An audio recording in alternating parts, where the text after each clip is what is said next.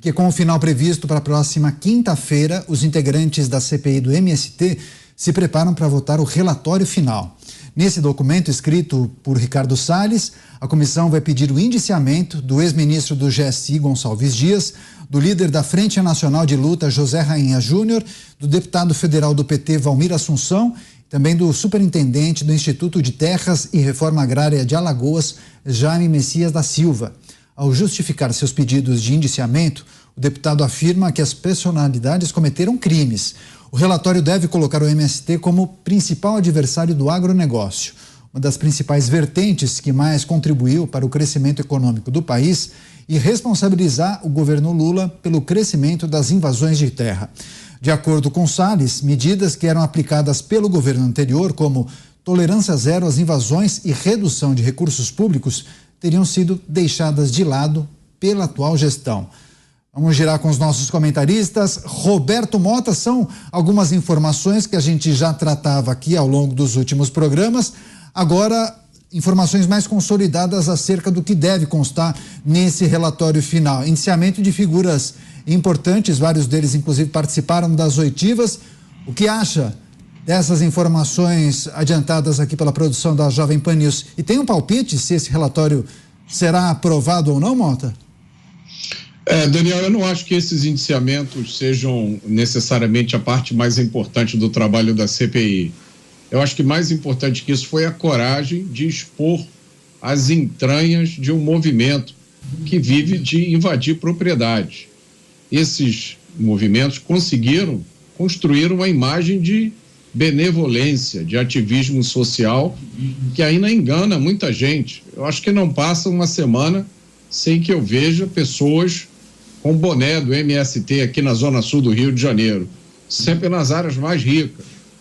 O Ricardo Salles e o tenente-coronel Zuco mostraram como funciona o MST na realidade.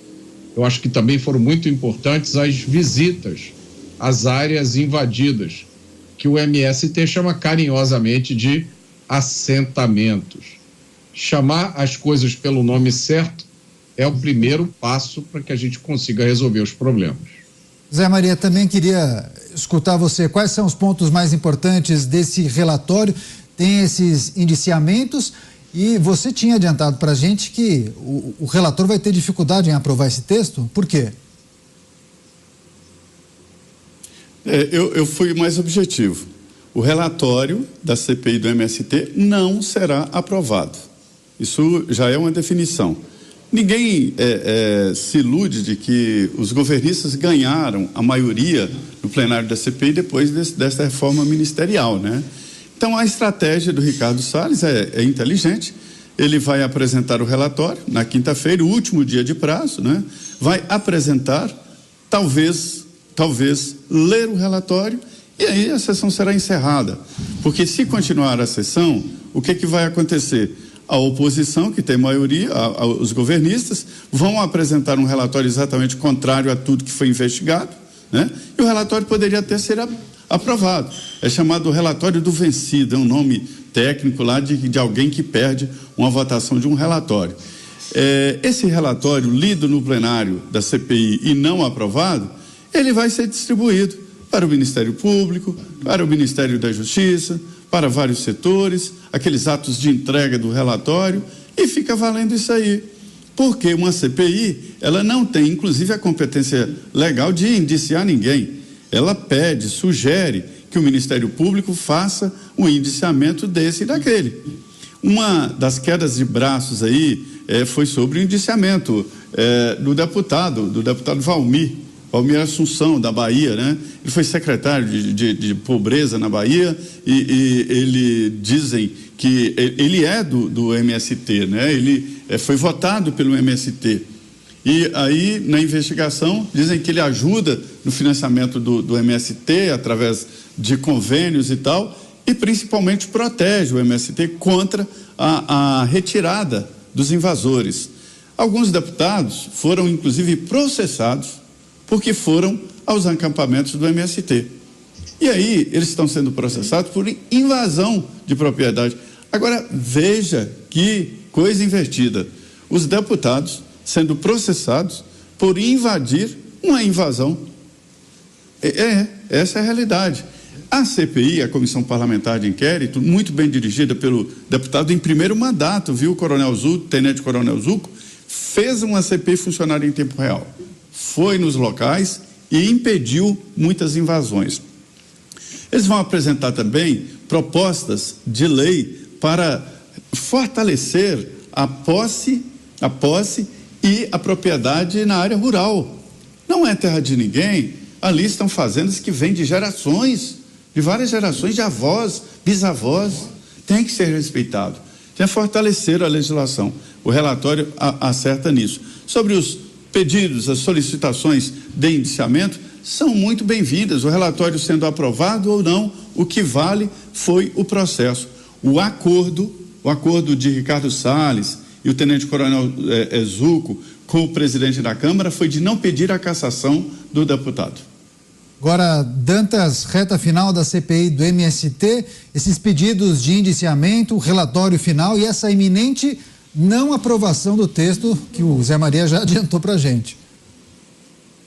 Olha, eu discordo respeitosamente aqui dos meus colegas no seguinte sentido. Eu acho que o relatório, eu acho que a CPMI do MST, ela teve um ponto positivo, falei disso na semana passada, ela rasgou a fantasia do MST.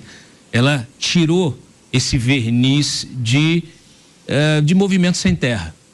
Na verdade, já disse aqui outras vezes, o MST se transformou num intermediador de negócios no campo, intermediador de comercialização da produção agrícola das famílias produtoras, da agricultura familiar, e se tornaram reféns do MST, através também da intermediação aí de crédito rural, através de cooperativas que o MST cria, intermediação de insumos que são usados na agricultura. Então o MST virou um intermediador, um grande negócio. É quase como ser um sindicalista, é quase como ter um sindicato. Fica ali no ar-condicionado, sentado na mesa e pegando, ligando e negociando, intermediando interesses de uma parte e outra, fazendo muito pouco realmente pelo campo.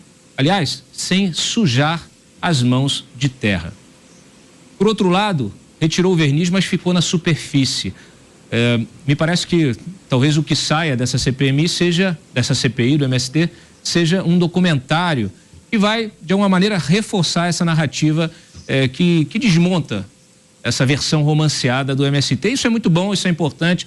É importante que as pessoas entendam efetivamente o que é esse grupo, o que são esses grupos que atuam no campo, prejudicando, trazendo insegurança jurídica para o agronegócio, que hoje é a mola que sustenta, é a mola que impulsiona o nosso PIB. Agora, esse pedido de indiciamento, Valmir Assunção, isso é um bode na sala. Espera só. Oi, pode falar, Zé. Pois é. O Ricardo Salles queria pedir a cassação do deputado Assunção. Mas, por outro lado, Dantas, vários deputados trabalharam, mas o deputado Coronel Meira trabalhou fortemente e mostrou ali de onde vem o dinheiro para financiar as idas e vindas do MST, e eu acho que isso também é importante, aprove ou não o relatório. Sim. Foi pouco, eu acho que foi pouco. A CPI teve muito pouco tempo de funcionamento, não foi suficiente. O Salles e o Zuco, muito bem intencionados, mas acabaram sendo usados pelo Centrão, foram instrumentos do Centrão para barganha política, para alcançar mais espaço na reforma ministerial, e na hora que eles estavam avançando sobre o MST ali, realmente abrindo, vamos dizer assim, abrindo clareira na mata, eles tomaram aquela rasteira e as lideranças partidárias fizeram a substituição dos seus integrantes na CPI e eles perderam o controle da CPI. A gente viu, noticiou, trouxe todos os bastidores sobre isso. Eu só queria pontuar o seguinte,